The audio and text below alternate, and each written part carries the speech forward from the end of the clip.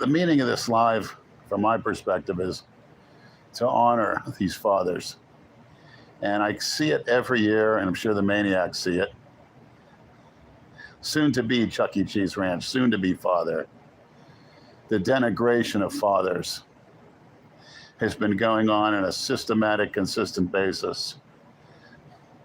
Most likely started around the early to late 1960s. And it started through the pop culture and the movies, when it took away the masculinity of most of the roles in movies and television to a more wishy-washy type of man.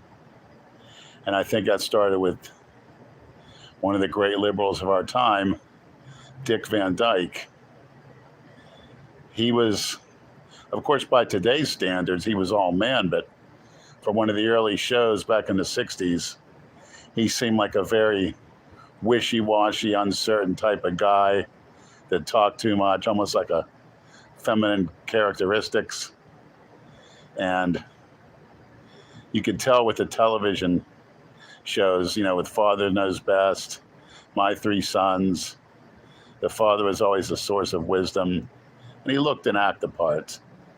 And even on probably the biggest change you can imagine was the Brady Bunch. If you look at the old episodes, Mr. Brady had a nice clean haircut, and so did the kids, and they start getting those afros or whatever and those frizzy hairstyles, and that's when the kids started talking back to the parents and